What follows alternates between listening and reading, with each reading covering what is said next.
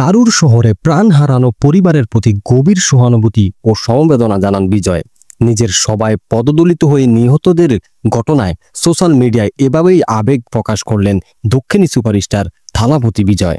কিন্তু অভিনেতার এমন আবেগ অনেকেরই হৃদয় স্পর্শ করতে পারেনি, বরং তুমুল সমালোচনায় পড়তে হলো অভিনেতাকে। ভারতের তামিলনাড়ুর কারুর শহরে গেল শনিবার বিকেলে অভিনেতা রাজনীতিবিদ থালাপতি বিজয়ের তামিলাগা বেট্রি কাজাগাম দলের জনসভায় হাজারো মানুষের সমাগম ঘটে। এক পর্যায়ে সেখানে বিশৃঙ্খলা শুরু হয় এবং পদদলিত হয়ে নিহতের সংখ্যা বেড়ে ৩৯ জনে দাঁড়িয়েছে। ভারতীয় সংবাদ মাধ্যম হিন্দুস্তান টাইমসের বরাতে জানা গেছে, নিহত ব্যক্তিদের মধ্যে ১৭ জন নারী ও ৯টি শিশুও রয়েছে। আহত হয়ে হাসপাতালে চিকিৎসাধীন আছেন অনেকেই।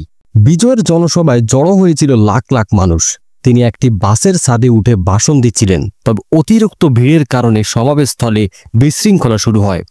কয়েকজন অজ্ঞান হয়ে যাওয়ার খবর শুনে স্বেচ্ছাসেবকরা তখন পানির বোতল ছুঁড়তে শুরু করেন। এ সময় বোতল নেওয়ার জন্য আরও হুড়োহুড়ি শুরু হয়ে যায়। পরিস্থিতি এতই ভয়ঙ্কর হয়ে দাঁড়ায় যে মাঝপথে বক্তব্য থামাতে বাধ্য হন বিজয়। প্রত্যক্ষদর্শীরা জানান, রাত 8:45টার দিকে বিপুল সংখ্যক লোক থালাপতি বিজয়কে এক নজর দেখার জন্য মঞ্চের ব্যারিকেডের দিকে এগিয়ে যান। সেই সময়ই ঘটনার সূত্রপাত হয়। লোকজন হুড়োহুড়ি করে সামনে যাওয়ার সময় অনেকেই অচেতন হয়ে পড়েন। পুলিশের একাধিক সূত্র জানিয়েছে, সমাবেশে ধারণার চেয়ে অনেক বেশি লোক সমাগম হয়। এতে ৩০,০০০-এর মতো মানুষের অংশ নেওয়ার অনুমতি দেওয়া হয়েছিল। তবে স্থানীয় বিভিন্ন সংবাদ মাধ্যমের প্রতিবেদনে বলা হয়েছে, প্রায় ৬০,০০০ মানুষ সেখানে জড়ো হয়েছিল।